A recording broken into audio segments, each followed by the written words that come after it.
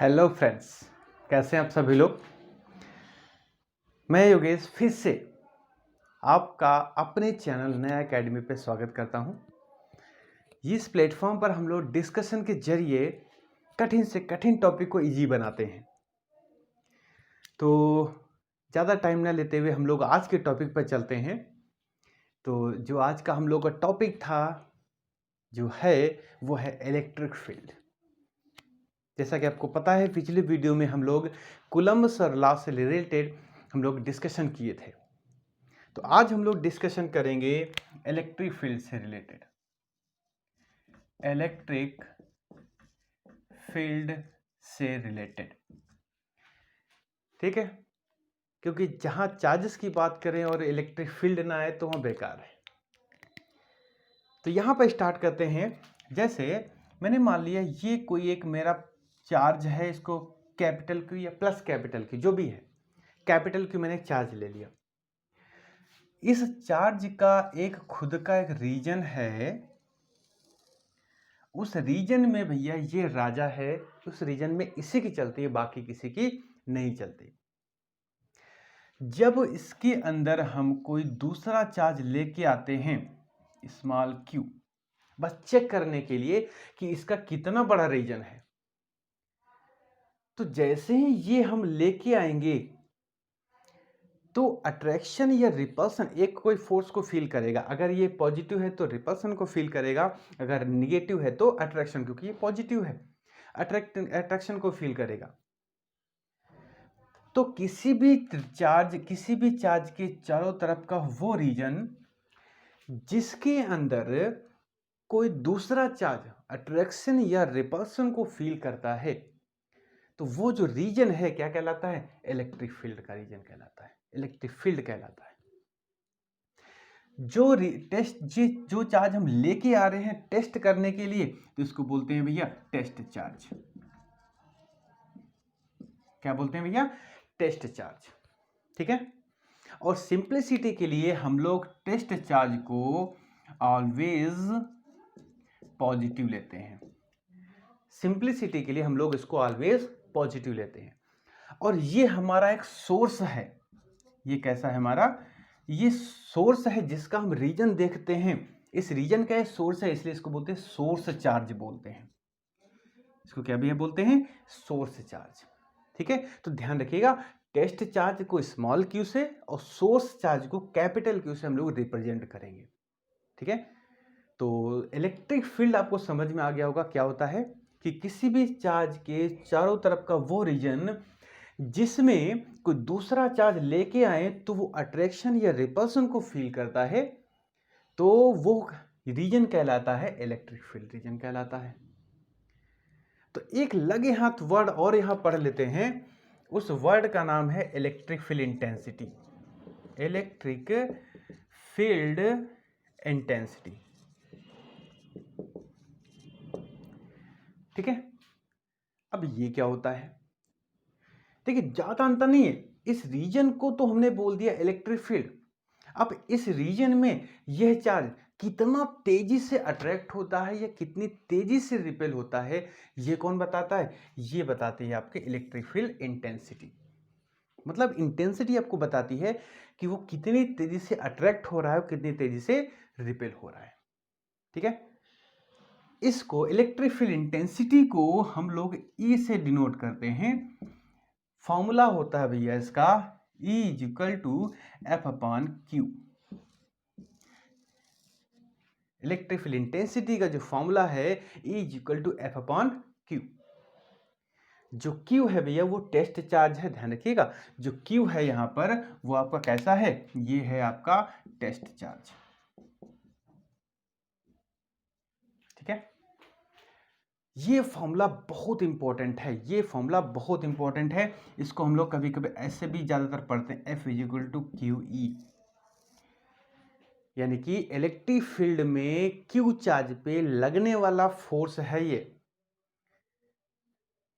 Electric field में Q charge पर लगने वाला फोर्स है F is equal to Q E. बहुत इंपॉर्टेंट है ये, ठीक है।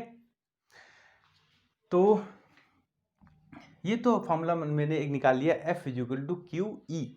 अगर इसकी यूनिट की बात करते हैं तो F की यूनिट होती है न्यूटन और चार्ज की होती है कूलम, तो न्यूटन पर कूलम इलेक्ट्रिक फील्ड की यूनिट आ जाती है।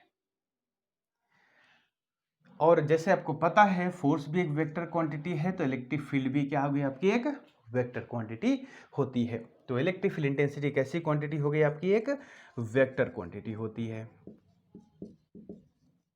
ठीक है, जब हमारे सामने ये फॉर्मूला लिखा है F equal to Q E, तो हमें एक हमको फॉर्मूला पता है F equal to M A होता है, क्योंकि कोई भी चार्ज लो मास तो हो गई होगा उसका।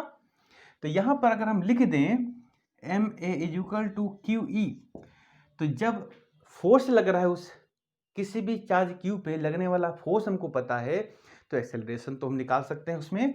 तो एक्सेलरेशन को हम कैसे निकाल सकते हैं, क्यू ई अपॉन एम से निकाल सकते हैं। एक कभी कभी न्यूमेरिकल इस पर भी आ जाता है। ठीक है, वो तो लगे हाथ ये आ गया, तो ये भी हमने बता दिया आपको। अब देखो जरा यहां से क्या कंक्लूजन निकालते हैं। फॉर्मूला आपके सामने लिखा है F equal to Q E. अगर हम Q को 1 कूलम रख दें, 1 कूलम, तो यहां से आ जाएगा F इक्वल टू ई, या इसको हम ऐसे भी लिख सकते हैं E इक्वल टू F। मतलब यहां से एक रिजल्ट हमको मिल गया कि जो प्रॉपर्टी F की है वही प्रॉपर्टी E की होगी, जो डायरेक्शन F की है वही डायरेक्शन E की होगी, जब Q क्या है, 1 है। ठीक है, अब देखो जरा इसका हम क्या बेनिफिट उठाते हैं, इस लाइन का क्या बेनिफिट उठाते हैं। देखो जरा इसको हटा दें जरा यहां से।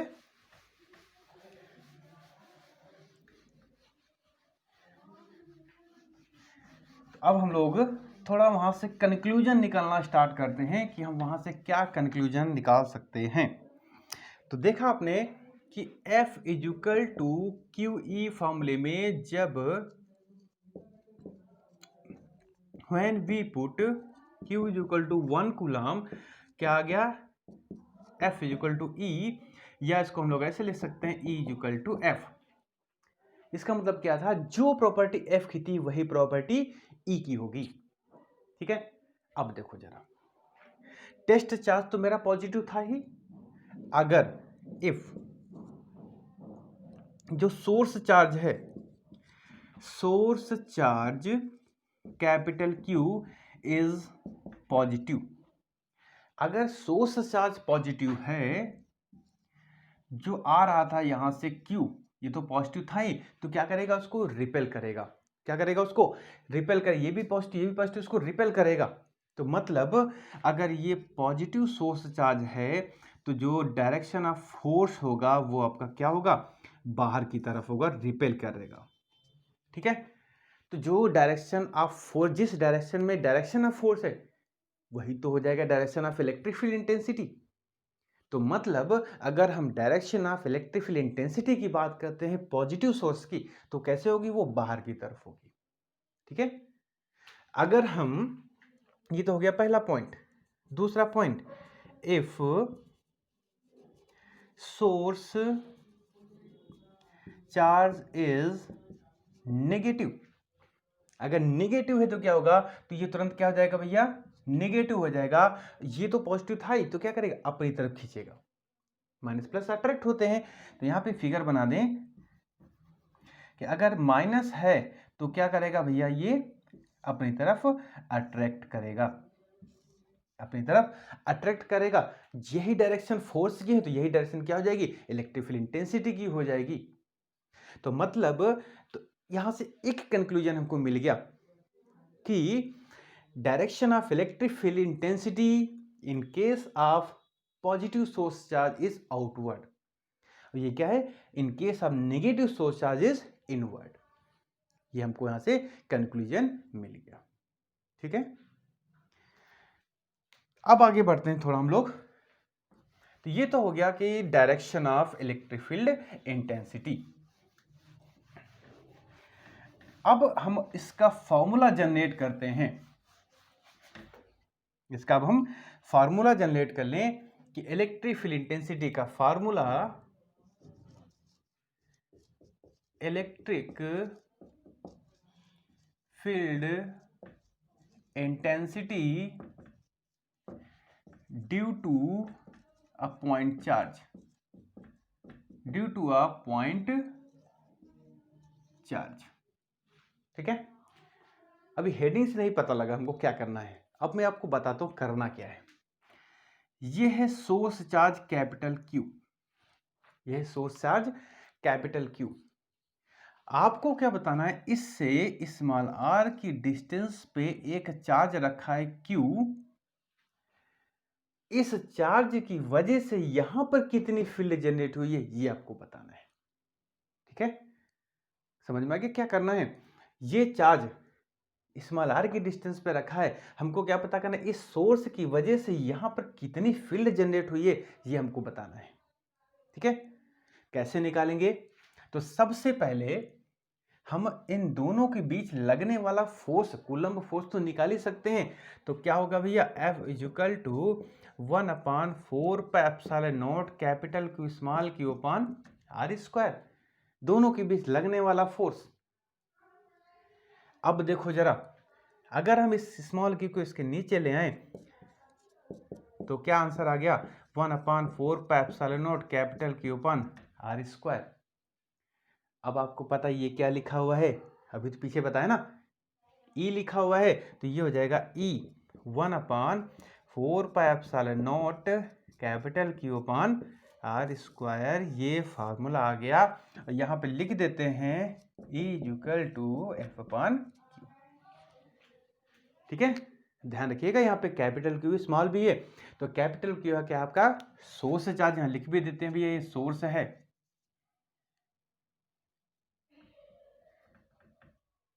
ये सोर्स चार्ज है, और ये क्या आपका टेस्ट चार्ज है। ठीक है, ये आपका सोर्स चार्ज है, ये आपका टेस्ट चार्ज है, तो यहां पे भी क्लियर हो गया आपका। अब इसके बाद ये तो हो गया electric field intensity due to a point charge, ये फॉर्मूला हमारे पास निकल के आ गया। ठीक है, यहां पे देख रहे हो कि टेस्ट चार्ज कितना है उस पर डिपेंड नहीं करता इलेक्ट्रिक फील्ड इंटेंसिटी, ये डिपेंड करती है कितना हमारा सोर्स चार्ज है और कितनी दूरी पे वो चीजें रखी हुई है।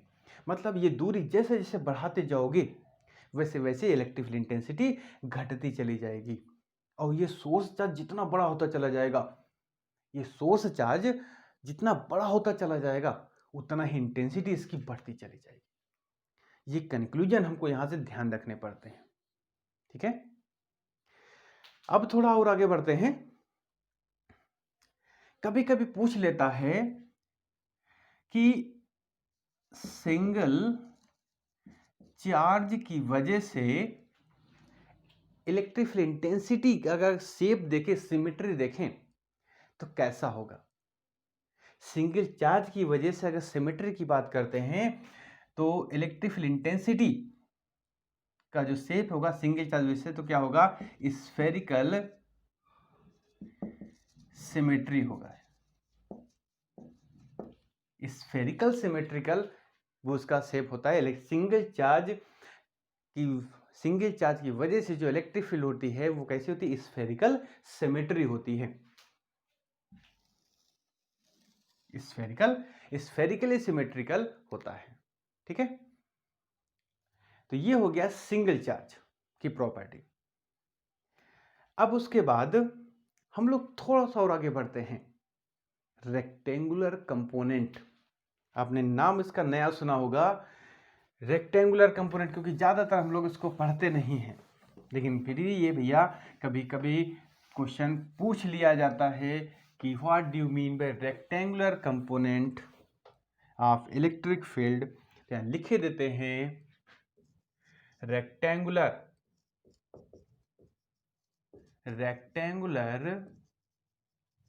Component of electric field intensity due to a point charge, due to a point charge. ठीक है, बहुत आसान है। आप कहोगे अरे यार ये क्या हो गया, कुछ नहीं है। इलेक्ट्रिक फील्ड की वैल्यू को जब हम एक्सिस के टर्म में बताना स्टार्ट कर देते हैं, मतलब एक्स में कितना है, वाई में कितना है, जेड में कितना है। जैसे अभी मैंने लिखा कि E equal to 1/4 Q upon R square. अगर हम इसी को एक्सिस में बता दें कि ये एक्स में इतना है, वाई में इतना है, जेड में इतना है, तो ये हो जाएगा rectangular component of electric field. मतलब जब एक्स वाई जेड में बताते हैं, कैसे बताते हैं देखो जरा। तो सबसे पहले जब हमको एक्स वाई जेड में बताना है तो हमको एक्स वाई जेड तीनों एक्सिस बतानी पड़ेगी। यहां पर प्लेस है सोर्स चार्ज कैपिटल क्यू, ठीक है। यहां से इस पॉइंट पी पे जो यहां से आर वेक्टर की डिस्टेंस पर है, आर पोजीशन वेक्टर की डिस्टेंस पर है, यहां पर हमको क्या पता करना है, इस क्यू की वजह से यहां पर कितनी इलेक्ट्रिक फील्ड इंटेंसिटी है, कितनी इलेक्ट्रिक फील्ड इंटेंसिटी ये बताना है, ठीक है। अब देखो जरा, जब आर है, जब आर पोजीशन वेक्टर है, इसको अगर हम एक्स वाई जेड में रखें तो आर वेक्टर को हम लोग लिख सकते हैं x I plus Y J plus Z के। आई जे क्या है, ये भाई क्या भैया, ये यूनिट वेक्टर है एक्स वाई जेड के अलोंग, ये आपको पता होगा। अगर हम इसका मॉड निकालें तो क्या हो जाएगा, under root X square plus Y square plus Z square, ठीक है। इतना भैया पता है। अब हम क्या लिखने वाले हैं, क्योंकि हमको इसकी वजह से यहां पर फील्ड कितनी जनरेट होगी ये पता है, लेकिन हमको क्या लिखना है, वो वेक्टर के फॉर्म में लिखना है भैया। तो देखो जरा हम कैसे लिखते हैं, ये तो हमको पता था, ठीक है। तो मैंने इससे पहले वीडियो में बताया था कि वेक्टर फॉर्म में लिखने में क्या होता है, यहां पे वेक्टर लगा दिया और यहां पर हम एक यूनिट वेक्टर लिख देते हैं, क्योंकि यूनिट वेक्टर उसकी डायरेक्शन शो करता है। और यूनिट वेक्टर होता क्या है, R vector upon mod R, ठीक है। यहां रख दो वैल्यू। तो E equal to 1/4 Q R vector upon, देखो मॉड आर वेक्टर तो क्या हो जाएगा, आर ही तो हो जाएगा, तो ये हो जाएगा भैया आर क्यूब, क्योंकि मॉड आर वेक्टर आर के बराबर हो जाए तो क्या हो जाएगा, आर क्यूब। अब यहां पर E vector equal to 1/4 Q, R vector क्या है आपका, X I plus Y J plus Z K upon R. R क्या है आपका, इसको हम आर के बराबर भी लिख सकते हैं। तो ये क्या है भैया आपका, X square plus Y square plus Z square की पावर 1/2 और 3 यहां पर भी, तो इसको हम 3/2 लिख सकते हैं, ठीक है।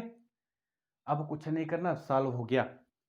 इसको हम लोग अगर यहां से इसको ऐसे भी तो लिख सकते हैं, एक लाइन और लिख देते हैं कि E X I E Y J E Z K equal to 1/4 Q X I plus Y J plus Z K upon X square plus Y square plus Z square की पावर 3/2, ठीक। अब क्या करना है, अब सबके आई वाले अलग, जे वाले अलग, अलग अलग कर लो। तो इसको हम लिख सकते हैं, तो ई एक्स इक्वल टू क्या आ गया, 1/4 Q X upon X square plus Y square plus Z square की पावर 3/2। ई वाई को लिखें तो 1/4 Q Y upon X square plus Y square plus Z square की पावर 3/2। और सिमिलरली अगर हम ई जेड लिख लें तो क्या आएगा भैया, 1/4 Q Z upon X square plus Y square plus Z square की पावर 3/2। तो भैया ये जो वैल्यू आई है, इन्हीं को बोलते हैं rectangular component of a vector, sorry rectangular component of electric field intensity. कोई कठिन है? कुछ नहीं भैया कठिन है, एक बार बस ध्यान से देखने की चीज है, ठीक है। तो अपने आज के छोटे से टॉपिक में हम लोगों ने इलेक्ट्रिक फील्ड इंटेंसिटी, उसकी प्रॉपर्टी और electric field due to a point charge, rectangular component और सिंगल चार्ज की वजह से इलेक्ट्रिक फील्ड इंटेंसिटी की सिमेट्री कैसे होती है वो भी हम लोगों ने पढ़ा, ठीक है। तो इतनी छोटे छोटे पॉइंट हम लोग डिस्कस किए, तो इसी को आप लोग और अच्छे से पढ़िएगा। कोई अगर डाउट हो तुरंत कमेंट में पूछ लीजिएगा। तो फिर भैया मिलते हैं नेक्स्ट वीडियो में कुछ नए टॉपिक के साथ, कुछ नया डिस्कशन के साथ। तो इसी के साथ ही अगर ये वीडियो आपको भैया अच्छा लगा है तो इसका support like and subscribe share करके दे दीजिए। फिर मिलेंगे हम लोग नेक्स्ट वीडियो में कुछ नए टॉपिक के साथ। इसी के साथ आप लोग अपना ख्याल रखिए। Take care and bye bye.